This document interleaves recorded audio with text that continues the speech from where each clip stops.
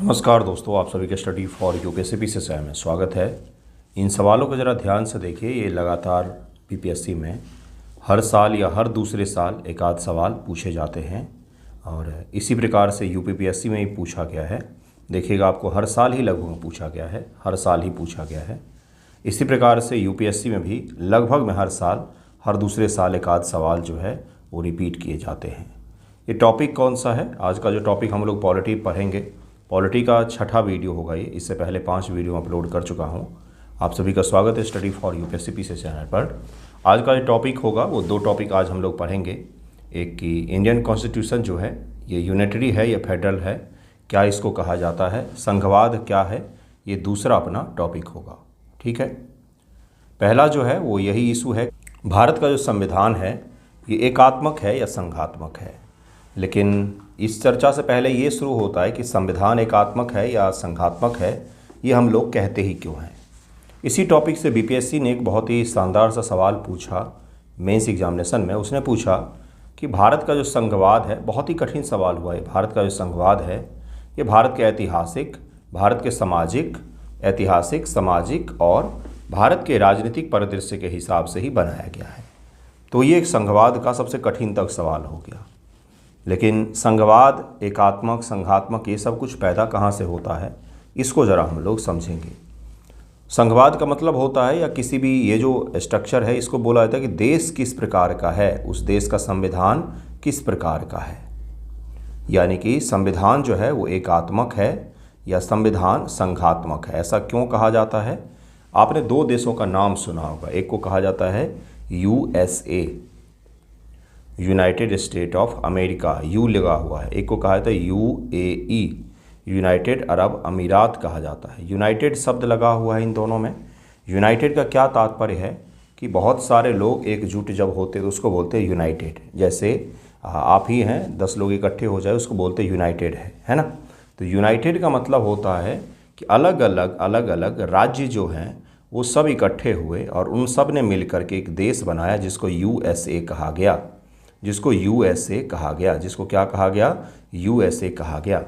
इसी प्रकार से अलग अलग छोटे छोटे सल्तनत जो थे वो इकट्ठा हुए, उन्होंने यूएई बनाया, यूएई बनाया। जैसे दुबई के सुल्तान अलग होते हैं और अलग अलग जगहों के अलग अलग सुल्तान अलग होते हैं, वहाँ के प्रिंस अलग होते हैं। तो ये क्या है, छोटे छोटे किंगडम थे जिन सब ने एक होकर के यूएई बनाया। अलग अलग राज्य थे जिन सब ने एक होकर के यूएसए बनाया। लेकिन भारत के नाम में यू क्यों नहीं लगा हुआ? यूनाइटेड इंडिया हम लोग नाम हमारा क्यों नहीं है भाई? भारतीय गणराज्य क्यों कहा जाता है भाई? हमारे नाम में यू क्यों नहीं लगा हुआ? क्या हमारे यहाँ के राज्य इकट्ठे होकर देश नहीं बनाया क्या उन्होंने? नहीं। 2 स्ट्रक्चर है, ये जो आपको दिख रहा है इसमें क्या हो रहा है, इसमें अलग अलग राज्य हैं, अलग अलग राज्य हैं जिन्होंने क्या बनाया है, एक केंद्र बनाया है सब ने मिल करके। यानी कि एरो किस दिशा जाएगा? राज्य से केंद्र की ओर जा रहा है, राज्य से केंद्र की ओर जा रहा है। केंद्र में उन्होंने एक शासन सत्ता बनाया सब ने मिल करके, जिसको यूएसए कहा गया। लेकिन भारत के संदर्भ में ऐसा नहीं है।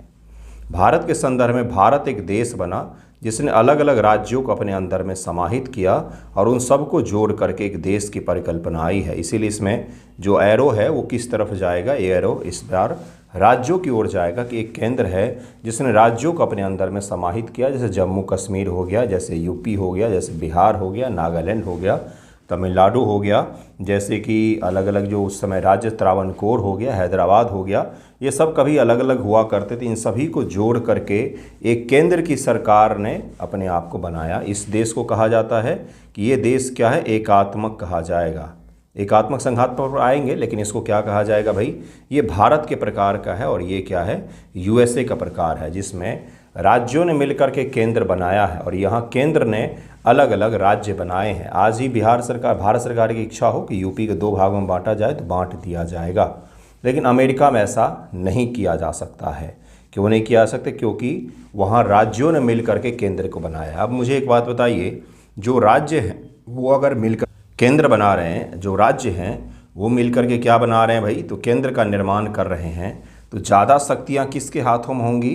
तो राज्यों के हाथों में होंगी। किसके हाथों में होंगी? तो हमेशा ही राज्य के हाथों में ज़्यादा शक्तियाँ यहाँ पर दी जाएंगी। यहाँ पर ज़्यादा शक्तियाँ राज्य के हाथों में होंगी। जहाँ पर ज़्यादा शक्तियाँ किसके हाथों में होंगी? क्योंकि राज्यों ने मिलकर के केंद्र बनाया है, तो राज्यों के पास में ज़्यादा शक्तियाँ होंगी, जबकि केंद्र को सीमित मात्रा में शक्तियाँ दी जाती है, जैसे संचार का, विदेश नीति का और रक्षा का।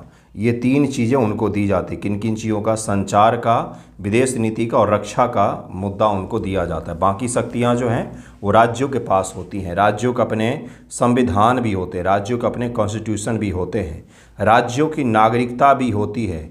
वहाँ पर यूएसए के भी कोई नागरिक होंगे और वहाँ पर के जैसे कोई राज्य है, जैसे टेक्सास राज्य है, उसका भी कोई सिटीजन होगा, तो वहाँ पर नागरिक होते हैं। ये भी ध्यान रखिएगा। इतना सारा प्रावधान आप समझ गए। लेकिन भारत में क्या है?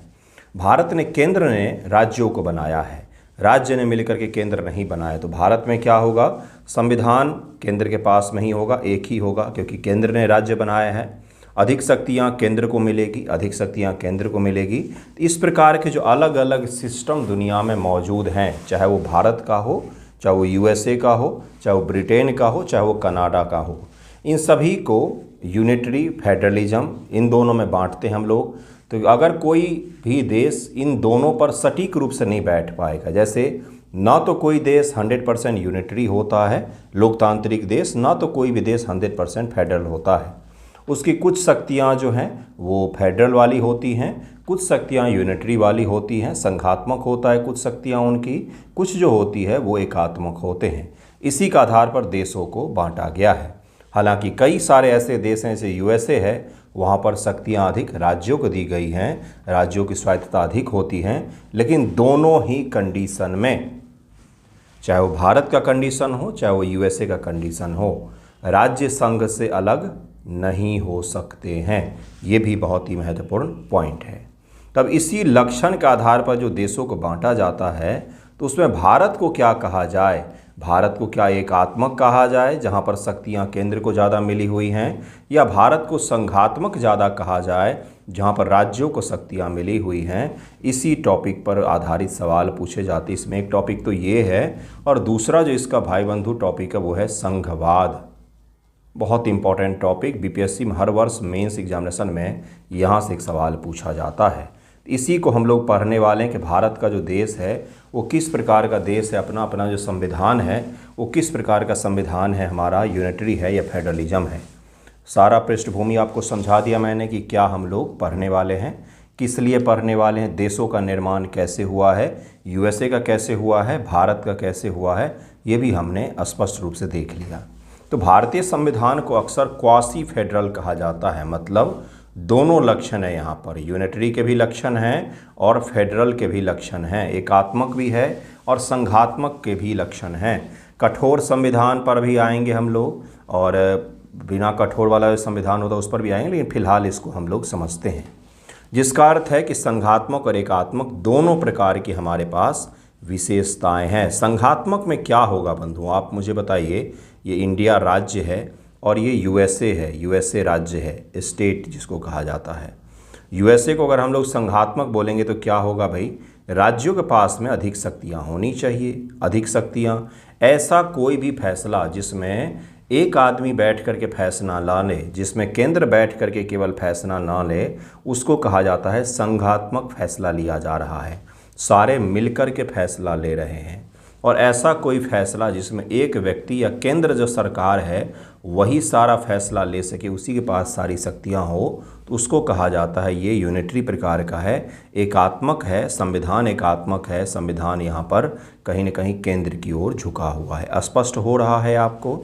तो भारत एक ऐसा देश है जहाँ पर कुछ लक्षण तो ऐसे हैं, कुछ प्रावधान तो हमारे संविधान का ऐसा है जिसमें हमें राज्यों से भी सहमति लेनी पड़ती है। वहीं पर कई सारे ऐसे प्रावधान हैं जहाँ पर केवल केंद्र सरकार अपने मनमर्जी के हिसाब से काम कर सकती है, जिसको हम लोग आगे इसमें देखेंगे। बाइलिंगुअल है तो आपको स्पष्ट पढ़ के भी समझ में आ जाएगा। डॉक्टर बी आर अम्बेडकर ने स्पष्ट कहा था कि हमारा संविधान न तो पूर्णतः संघात्मक है और न ही पूर्णतः एकात्मक है। यह भारत की विविधता को ध्यान में रखते हुए मजबूत केंद्र की कल्पना की गई है। आपात स्थितियों में एकात्मक का रूप यह धारण कर लेगा। उन्होंने कहा कि हमारा जो संविधान है उसको ना तो हमने ऐसा बनाया है कि केंद्र को सारी शक्तियां दे दी हैं, और ना तो हमने ऐसा बनाया है कि राज्यों को सारी शक्तियां दे दी, केंद्र को कम शक्तियां दी हैं। हमारा संविधान जो है वो दोनों को शक्तियां देता है, शक्तियों का विभाजन करता है। आपातकाल जैसी परिस्थिति में केंद्र को अधिक शक्तियां दे देता है, और बाकी समय जो है वो राज्यों को भी कई सारे मामलों में शक्तियां देता है। इतिहास हमें बताता है, भारत का जो प्राचीन इतिहास से लेकर के आधुनिक इतिहास तक है, वो हमें बताता है कि जब भी भारत देश में केंद्र मजबूत रहा है, ये देश जो है एक रहा है, ये देश एक रहा है। जैसे कि अशोक के समय में, चंद्रगुप्त मौर्य और अशोक के समय में, जैसे कि गुप्तों के समय में, उसके बाद से जैसे कि मुग़लों के समय में एक रहा है ये देश। उससे पहले दिल्ली सल्तनत के दौरान, एमबीटी के दौर में सबसे बड़ा सल्तनत कायम हुआ था। इन तीनों ही दौर में केंद्र की जो सरकार थी वो हमेशा ही बहुत ही मजबूत रही थी, तो जिसके कारण से ये संभव हो पाया कि राज्यों को केंद्र से जोड़ करके रखा गया। यहाँ पर कभी ऐसा नहीं हुआ कि कमज़ोर केंद्र होने के बावजूद भी सत्ता केंद्र में बनी हुई रही और ये देश एक रहा। देश हमेशा ही बिखर गया जब जब यहाँ पर केंद्र कमज़ोर हुई। तो भारत के संविधान बनाने वालों के पास में देश के इतिहास की जानकारी तो थी ही, तो उन्होंने तय किया कि हम एक ऐसा केंद्र बनाएंगे जो निश्चित तौर पर मजबूत होगा, लेकिन राज्यों को भी शक्तियां दी जाएंगी, क्योंकि हमने ये भी देखा कि जब भी देश में राज्यों को शक्तियां कम दी गई, उनका हनन किया गया, तो राज्यों में कहीं न कहीं असंतोष भड़का है, जिसको अगर हमें कम करना है तो हमें उनके हाथों में भी कई सारी शक्तियां देनी पड़ेंगी। क्योंकि भारत का जो समाज है, भारत का जो स्टेट है, भारत के जो कल्चर हैं, भारत की जो विविधता है, उसको एक ही साथ में बांध करके रखना है, तो हमें उसमें खुलापन रखना होगा। जैसे भारत में भाषाओं की विविधता है, बहुत ज़्यादा भाषाएं हैं, जिसमें से 22 शेड्यूल में 8वीं शेड्यूल में 22 भाषाओं को शामिल किया गया है। भारत की कल्चर बिल्कुल ही अलग अलग हैं, जैसे नॉर्थ ईस्ट का कल्चर अलग है, जैसे दक्षिण का कल्चर अलग है, उत्तर का अलग है, उत्तर पूर्व का अलग है, दक्षिण पश्चिम का अलग है, दक्षिण पूर्व का अलग है, और चैलेंजेज अलग अलग हैं राज्यों के। तो सभी राज्यों को अगर हम समान रूप से ही ट्रीट करने लग जाएंगे, सभी राज्यों को पर हम समान कानून ही लादने लग जाएंगे, तो कहीं न कहीं देश को चलने में दिक्कत होंगे। इसीलिए सभी राज्यों के लिए शक्तियां बनाई गई, राज्यों को कुछ शक्तियां समान रूप से सभी को दी गई, बाकी राज्य को अपने हिसाब से कानून बनाने की शक्ति भी दी गई। तो यानी कि कुछ संघात्मक लक्षण भी हमने रखे। दोनों ही चीज़ हमने इतिहास से ही सीखा है कि ना तो हमें खुली आज़ादी देनी है, ना तो हमें बिल्कुल बांध करके रख देना। हमें दोनों प्रकार के चीज़ों को अपनाना पड़ेगा। लेकिन इमरजेंसी सिचुएशन में, जैसे कि आपातकाल में, पूरे देश को एक करने के लिए केंद्र को अनलिमिटेड पावर्स दिए गए हैं संविधान के द्वारा। देखिए क्या है, संघात्मक व्यवस्था शक्तियों का केंद्र एवं राज्यों के बीच विभाजन किया जाता है, स्वतंत्रता और समानता पर आधारित होता है। जैसे कि अमेरिका में किया जाता है फेडरल व्यवस्था जिसको कहा जाता है। संघात्मक का तात्पर्य ही होता है शक्तियों का समान रूप से विभाजन किया जाएगा, और केंद्र के पास शक्तियाँ कम होती हैं और राज्यों के पास शक्तियाँ कहीं न कहीं ज़्यादा होती है। इसमें एकात्मक व्यवस्था जो होता है, जिसमें सभी शक्तियां केंद्र में निहित होती है, राज्य केंद्र के अधीन होते हैं। जैसे ब्रिटेन की संसद बहुत पावरफुल होती है, वो जो चाहे वो चीज़ कर सकती है, सारी शक्तियां उन्हीं के हाथों में होती है। तो ये जो है ये यूनिटरी सिस्टम का एक उदाहरण हो गया। फेडरल सिस्टम का कौन सा हो गया, तो यूएसए, जहाँ पर शक्तियाँ राज्यों के पास में, स्टेट के पास में ज़्यादा है, जबकि यूनिटरी में सेंटर के पास में ज़्यादा है। तो इसका उदाहरण ग्रेट ब्रिटेन हो गया। भारत इन दोनों में से कहीं पर भी नहीं बैठ रहा है। तो भारत जो है वो ना तो यूएसए के जैसा क्या कर रहा है भाई, खुलापन दे रहा है, और ना तो यूके के जैसा क्या कर रहा है, तो बिल्कुल ही टाइट कर दे रहा है। ऐसा दोनों में से कुछ भी नहीं है। तो क्या है भारत में भाई, तो इंडिया में अपने प्रकार का एक सिस्टम है जिसमें दोनों संविधान के लक्षण पाए जाते हैं, एकात्मक और संघात्मक दोनों प्रकार के पाए जाते हैं। राज्यों को कुछ शक्तियां दी भी गई हैं और कुछ शक्तियां उनको नहीं भी दी गई हैं। अर्थात जब इमरजेंसी का सिचुएशन पड़ेगा तो केंद्र के पास में अनलिमिटेड पावर्स आ जाएंगे, नहीं तो सामान्य दिनों में राज्यों के पास भी शक्तियाँ मौजूद हैं। एकात्मक व्यवस्था ब्रिटेन जैसा होता है। भारत का स्वरूप जो है, जिसके बारे में प्रसिद्ध संविधान विशेषज्ञ केसी व्हीलर कहते हैं, केसी व्हीलर क्या कहते हैं भाई, तो वो कहते हैं कि संघीय संरचना के साथ एकात्मक झुकाव है भारत का कहीं न कहीं। और सुप्रीम कोर्ट ने भी बाद में इसको कोट किया कि हाँ बिल्कुल सही है। सुप्रीम कोर्ट ने केसी व्हीलर के मामले में इसको कहा था कि भाई ये एकात्मक के साथ साथ संघात्मक के लक्षण जो हैं अपने देश में विद्यमान।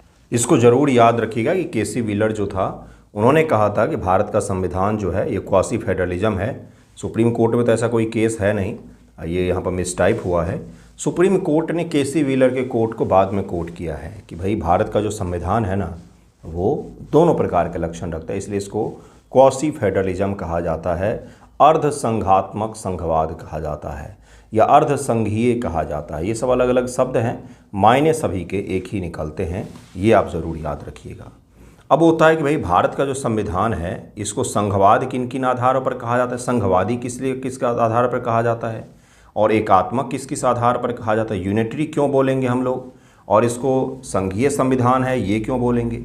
तो दोनों के कुछ विशिष्ट लक्षण हैं जो भारत के संविधान में मौजूद हैं। अब उन लक्षणों के बारे में आपसे सवाल पूछा जाता है, जैसे मैंने ही पूछा था, कल ही आपसे पूछा था, मेंस के बच्चे जो आंसर राइटिंग कर रहे हैं 72 के लिए, उनसे भी पूछा था इसी सीक्वेंस में, जिस सीक्वेंस में वीडियोज आ रहे हैं इसी सीक्वेंस में आंसर राइटिंग होती है। मैंने उनसे पूछा था कि ये बताइए कि भारत के संविधान जो है एकात्मक और लचीलापन दोनों प्रकार के लक्षण हैं यहाँ पर, तो उसके बारे में बताइए। तो लचीलापन का मतलब ही यही होता है भाई, संघात्मक भी है और क्या है, एकात्मक भी है ना। संविधान कठोर भी है, संविधान लचीला भी है। तो इस प्रकार के सवाल भी पूछे जाते हैं। संविधान कठोर कब कहा जाता है, जब उसमें संशोधन जो होता है वो बहुत ज़्यादा मुश्किल हो जाता है। लचीला कब कहा जाता है, जब कुछ हिस्से उसके ऐसे होते हैं जहाँ पर संशोधन बहुत ही आसान प्रकार से हो जाता है। इसी प्रकार से संविधान एकात्मक भी है और संविधान संघात्मक भी है, ये भी पूछा जाता है। तो इन दोनों को आपको बांट करके लिखना पड़ेगा कि भाई एकात्मक किस लिए कहा जाता है संविधान को और संघात्मक किस लिए कहा जा सकता है और क्या है, तो अंततः लिखेंगे कि दोनों के लक्षण हैं, इसलिए क्वासी फेडरलिज्म इसको कहा जाता है, अर्ध संघीय इसको संविधान कहा जाता है। ओके, एकात्मक और संघात्मक के जरा लक्षणों को स्पष्ट कर लेते हैं, जहाँ से सवाल बहुत बार पूछा जाता है और कृपया इनको याद भी रखिएगा। संघात्मक वो चीज़ें होंगी जहाँ पर भी शक्तियाँ या कुछ भी, कोई भी अधिनियम ऐसा जिसमें राज्यों को अधिक जगह दिया जाए, कोई ऐसी बॉडीज़ जहाँ पर राज्यों को अधिक जगह दिया जाए, केंद्र के साथ उनको दर्जा दिया जाए, वो चीज़ें संघात्मक होगा, फेडरल होगा। और जहाँ पर भी केंद्र की ओर चीज़ें झुकी हुई होंगी, शक्तियाँ झुकी हुई हो, प्रावधान झुके हुए हो, वो बॉडी केंद्र की ओर झुकी हुई हो, उसको कहा जाएगा एकात्मक। जैसे आर्म फोर्स है, आर्म फोर्स को आप किस में रखेंगे, तो एकात्मक लक्षण में आएगा भाई। चाहे वो केंद्र सरकार के पुलिस बल जो होते हैं, केंद्रीय पुलिस बल जिनको कहा जाता है, जैसे BSF वगैरह आते हैं, उसको किस में रखेंगे आप, एकात्मक प्रकार के लक्षणों में रखेंगे। अब जैसे आर्म फोर्स है, आर्मी है, उसको किस में रखेंगे, एकात्मक में रखेंगे। वहीं पर नीति आयोग एक संस्था है, उसको आप किस में रखेंगे, उसको संघात्मक में आप रखेंगे। देखिए जरा इसको ध्यानपूर्वक समझते हैं। संविधान का स्वरूप लिखित व सर्वोच्च संविधान है, केंद्र राज्य शक्तियों का स्पष्ट विभाजन है, 7वीं अनुसूची, संघ सूची में 100 विषय हैं, राज्यों की सूची में 61 विषय दिए गए। अर्थात सबसे पहला चीज़ जो है कि राज्य और केंद्र के बीच में शक्तियों का बंटवारा ये संघात्मक होता है। एक ही संविधान है पूरे देश का और सारी अवशिष्ट शक्तियाँ जो केंद्र सरकार के पास में होंगी, इसको एकात्मक लक्षण में रखेंगे, ये यूनिटरी रूप से हो गया।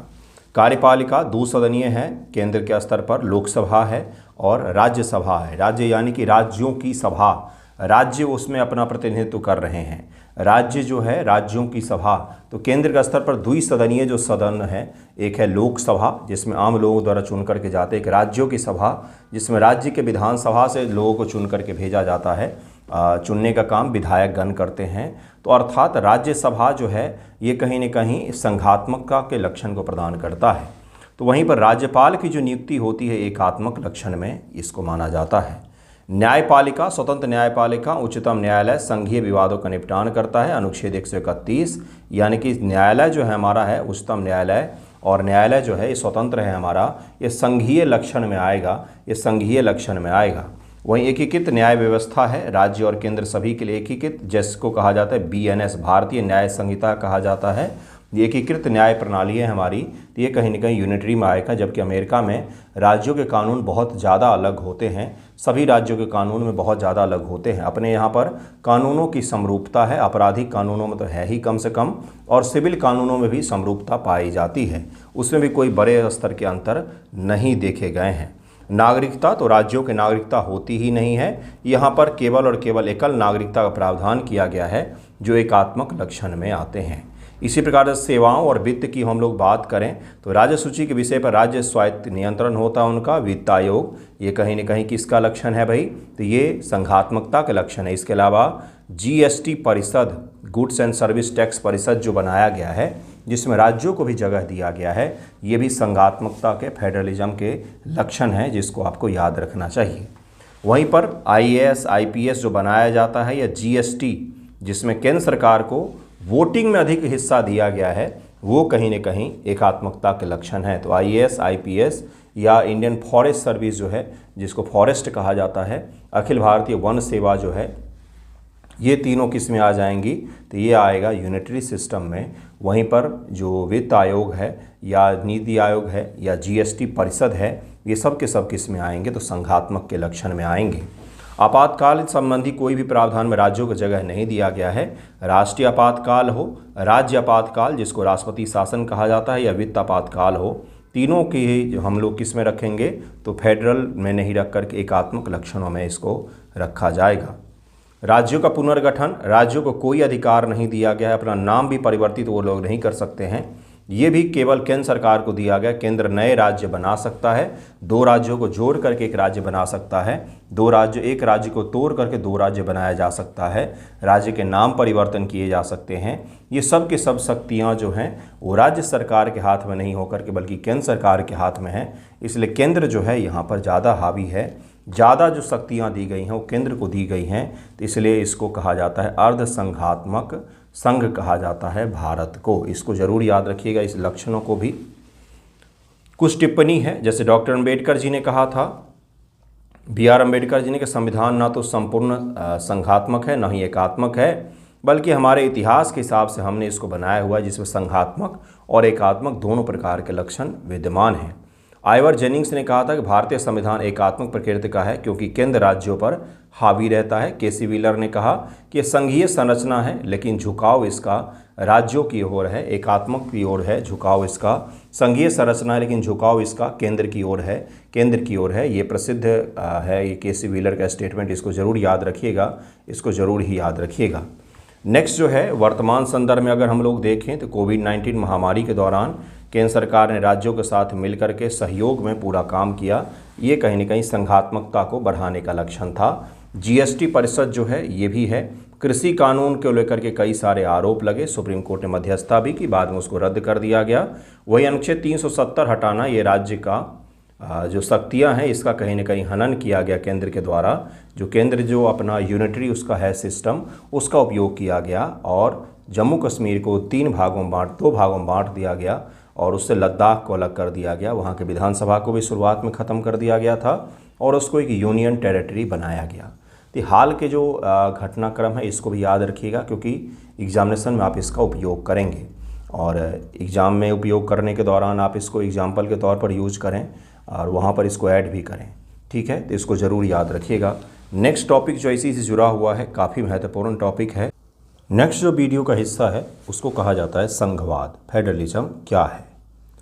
अभी आपको मैंने समझाया कि संघवाद के लक्षण क्या होते हैं, संघात्मकता क्या होती है, अभी तो हमने समझा है।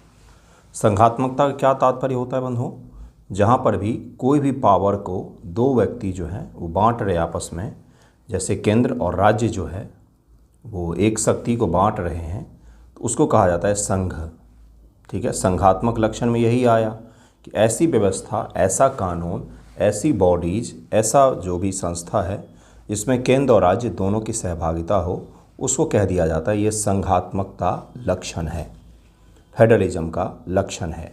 और ऐसी व्यवस्था को जिसमें शक्तियों का विभाजन किया गया हो केंद्र और राज्य के बीच में, जिसमें स्वायत्तता भी हो कुछ हद तक कंट्रोल भी हो, इसको कहा जाता है संघवाद।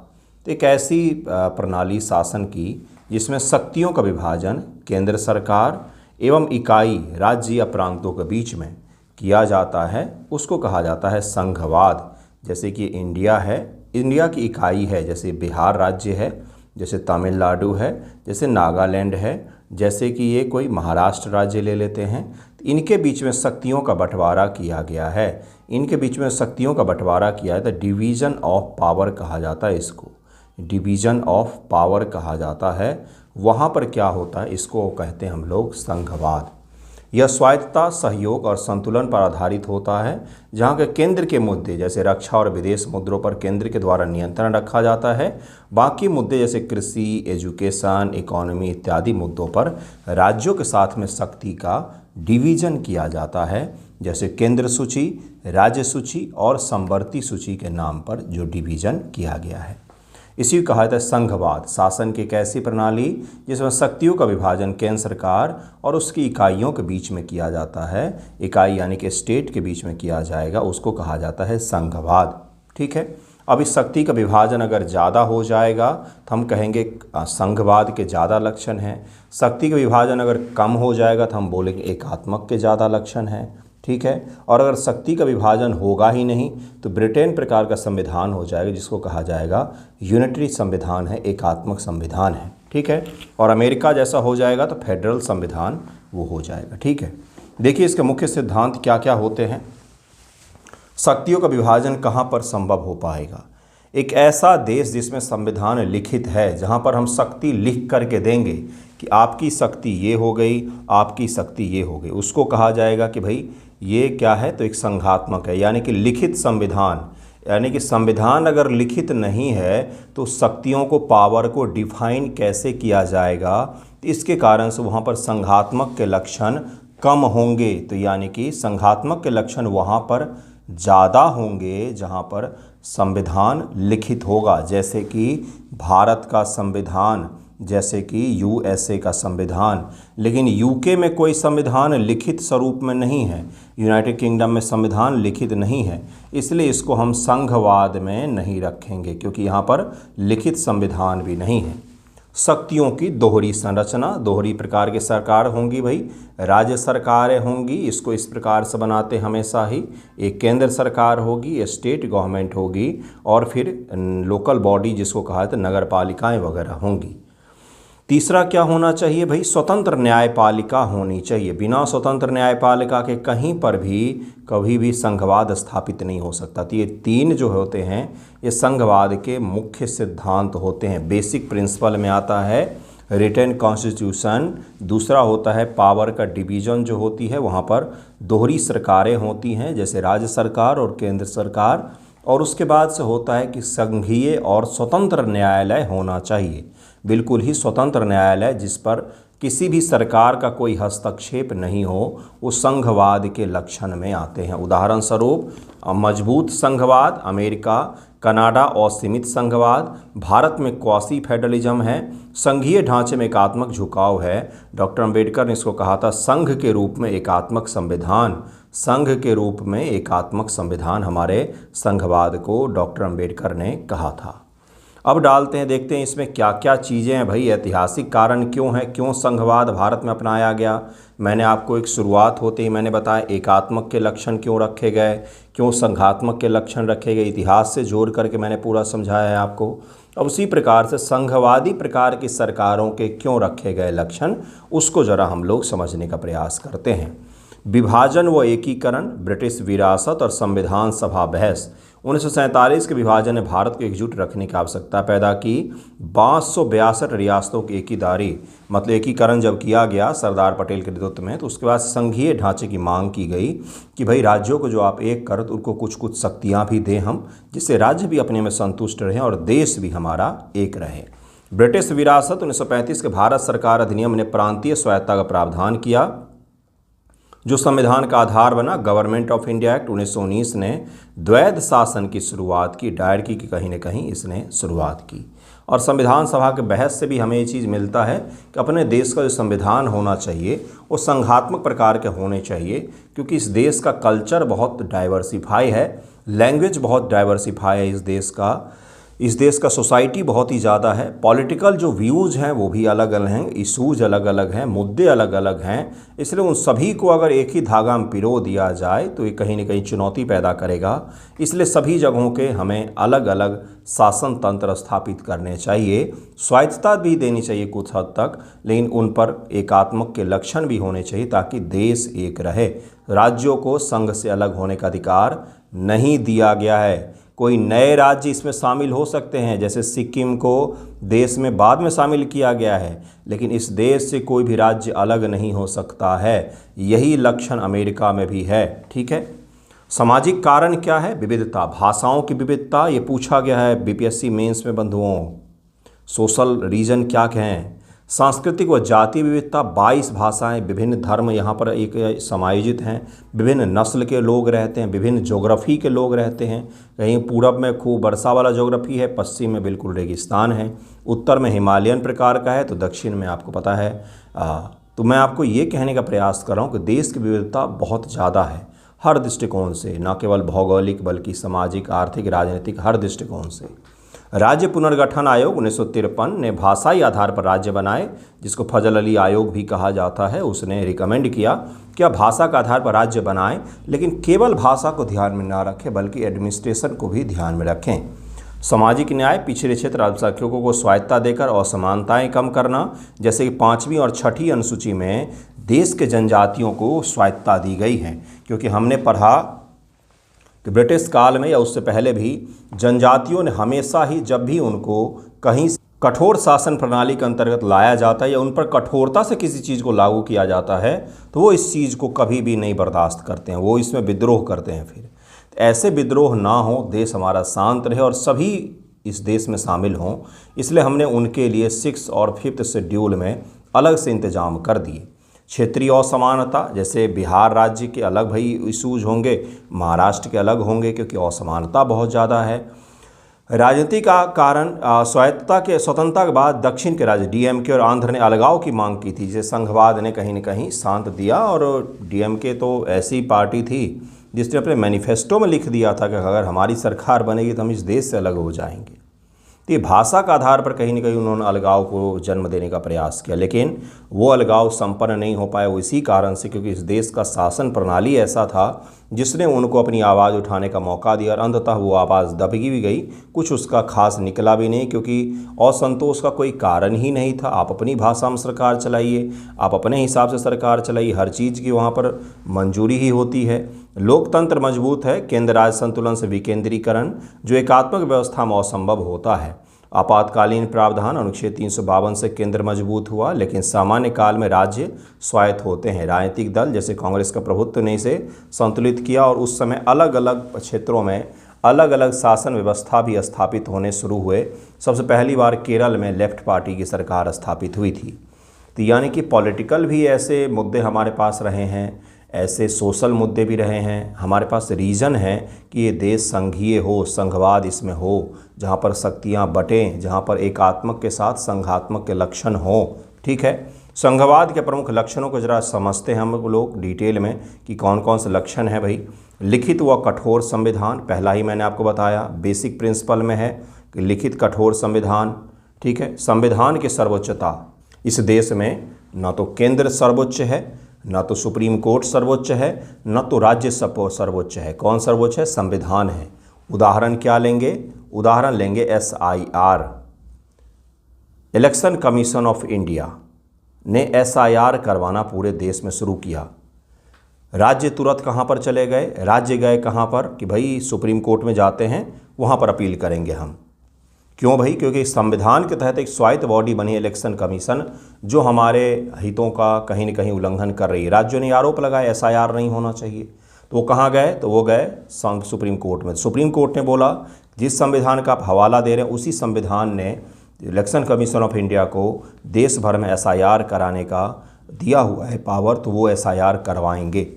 मुद्दा खत्म हो गया कि भाई संविधान में लिखा हुआ, संविधान तो सारे मान रहे हैं। संघ सूची, राज्य सूची, संवर्ती सूची में यहाँ पर शक्तियों का बंटवारा किया जाएगा, ये संघवाद के लक्षण में आते हैं। अवशिष्ट शक्तियाँ केंद्र के पास में होते हैं, लेकिन बहुत सारी शक्तियाँ राज्यों को भी दी जाती हैं।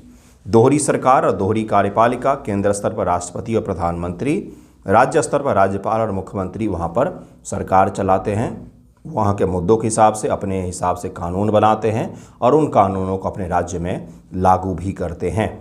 द्विसदनीय विधायिका में राज्यों का प्रतिनिधित्व, केंद्र का स्तर पर कोई अगर कानून बन रहा है तो केंद्र की सरकार अपनी इच्छा से केवल नहीं बना सकती बल्कि उनको राज्यसभा से उस कानून को पारित करना पड़ेगा। और राज्यसभा यानी कि राज्यों की सभा, राज्य के जो विधायकगण हैं वो यहाँ पर चुन करके सांसद को भेजते हैं जो राज्यसभा के मेंबर होते हैं।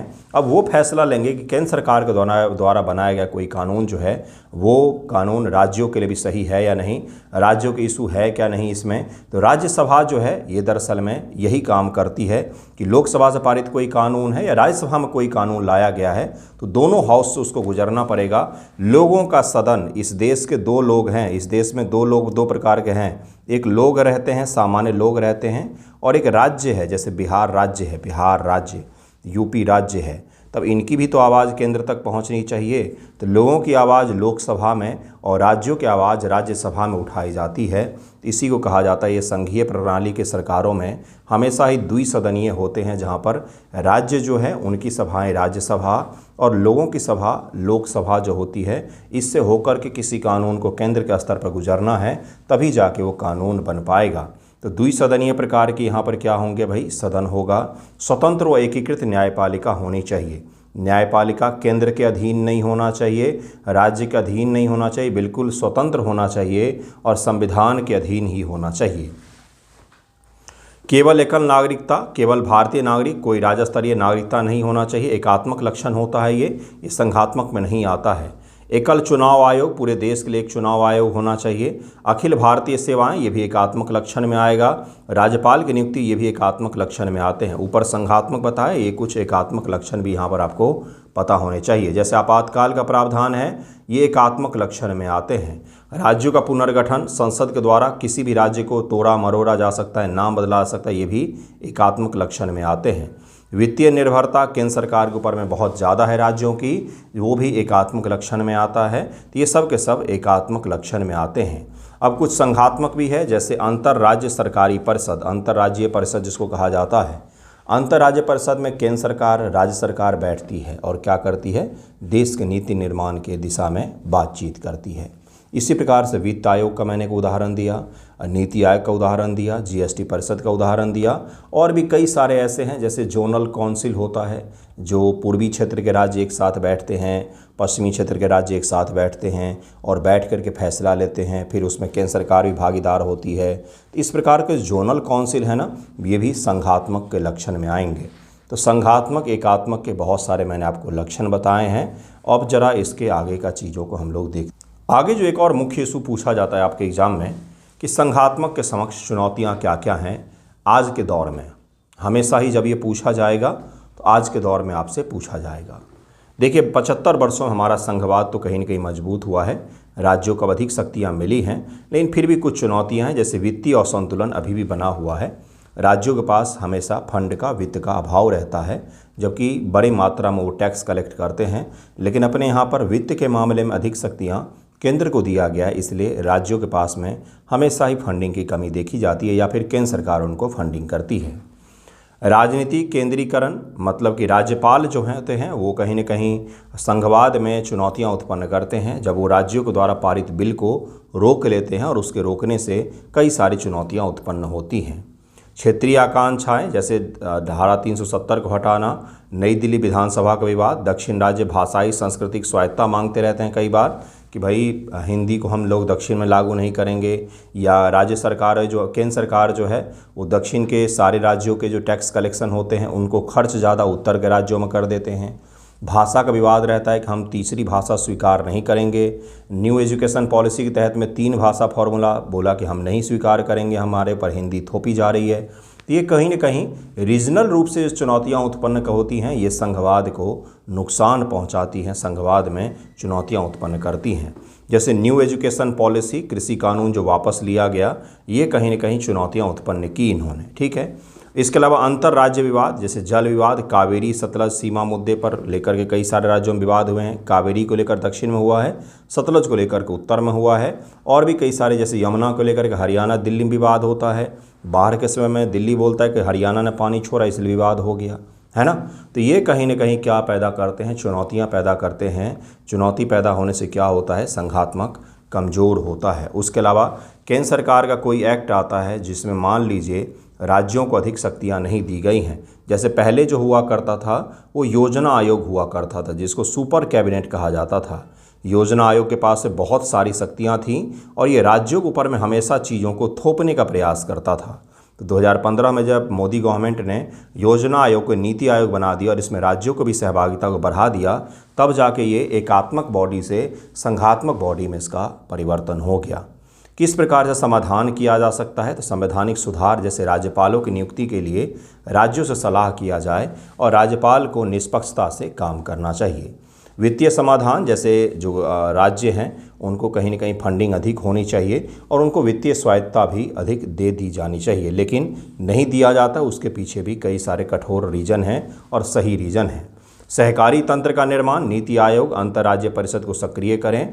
गठबंधन राजनीति से केंद्र संयमित होना चाहिए, केंद्र को कहीं न कहीं, और केंद्र में जब सभी राज्यों के द्वारा अगर कोई समर्थित सरकार हो तो उसमें संघवाद की चुनौतियां कम हो जाती है। जैसे मनमोहन सिंह की सरकार में जब अलग अलग पार्टियां शामिल थी अलग अलग राज्यों से, गठबंधन की सरकार जिसको कहा जाता है, तो वो कहीं ना कहीं संघवाद के लिए वो फ़ायदा होता है, क्योंकि उसमें राज्यों के पास में बार्गेनिंग पावर ज़्यादा हो जाते हैं। तो राज्य बार्गेनिंग कर सकते हैं केंद्र के साथ में, लेकिन केंद्र में जब बहुमत की सरकार आ जाती है तो राज्य फिर बार्गेनिंग पावर अपनी खो देते हैं। तो ये एक चुनौती उत्पन्न होता है। नीतिगत समन्वय, कई भी मुद्दा हो, कुछ ऐसे मुद्दे होते हैं नेशनल इंटरेस्ट के जिस पर सभी को बैठ करके फैसला लेना चाहिए। क्षेत्रीय सशक्तिकरण, असीमित प्रावधान बढ़ाएं, जैसे पूर्वोत्तर के लिए और दक्षिण के लिए, कई सारे जगहों के लिए हमें प्रावधान अलग से करना पड़ेगा। एक और जो कंसर्न आया वो है डिलिमिटेशन को लेकर के। क्या होता है, इसको परिसीमन कहा जाता है। परिसीमन का क्या तात्पर्य होता है बंधुओं, कि 2026 में फिर से राज्यसभा और लोकसभा के सीटों का बंटवारा किया जाना है। 2026 के बाद से, इलेक्शन के बाद से किया जाना है। तो दक्षिण के राज्य बोलते हैं कि हमने तो जनसंख्या पर कंट्रोल किया है और इस जनसंख्या कंट्रोल के कारण हमारा लोकसभा और राज्यसभा में सीटें अगर कम की जाती हैं तो ये तो हमारा नुकसान हो जाएगा। जिसमें देश में हमने भला किया जनसंख्या कम करके, तो हमारा तो नुकसान हो जाएगा। जबकि उत्तर भारत में जनसंख्या बहुत तेज़ी से बढ़ी है तो उनको और भी सीटें मिल जाएंगी। तो इससे दक्षिण के राज्य जो हैं बोलते हैं कि हमारे साथ ये गलत ना हो। तो ये कुछ बहुत बड़ी बड़ी चुनौतियाँ हैं। इसके अलावा क्या चुनौती है, सेंट्रल पुलिस फोर्स जब कहीं पर लगाया जाता है तो उससे राज्यों के पुलिसिंग कैपेसिटी में कमी आती है। तो ये कुछ चुनौतियाँ भी उत्पन्न होती हैं। तो ये सब जो चुनौतियाँ मैंने आपको बताया है इसको याद रखिएगा।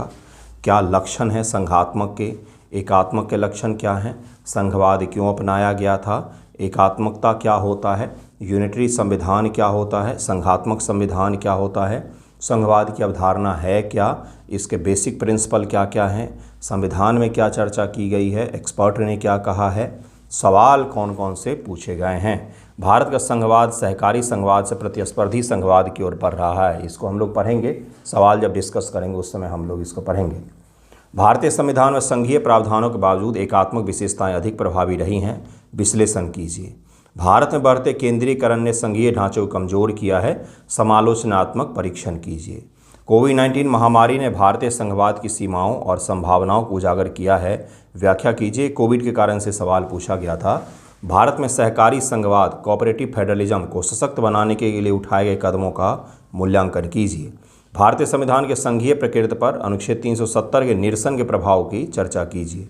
इस प्रकार के सवाल पूछे गए हैं। संघवाद अपनाने के पीछे के कारण भी पूछा गया है, उसमें चुनौती भी पूछा गया है, संघवाद क्यों आवश्यक है ये भी पूछा गया है। तो ये टॉपिक मैं कंप्लीट करता हूँ। आई होप आपको समझ में आया होगा, अच्छा लगा होगा। जैसा भी लगा हो अपना फीडबैक दीजिएगा। जितना हो सकता है मैं पढ़ाने का प्रयास तो अवश्य ही करता हूँ। फिर भी अगर कोई चुनौती रह जाती है, कहीं पर कुछ मैंने मिस्टेक कर दिया हो, निश्चित तौर पर मुझे बताइएगा ताकि मैं उसको सुधार कर सकूँ। Okay, thank you so much.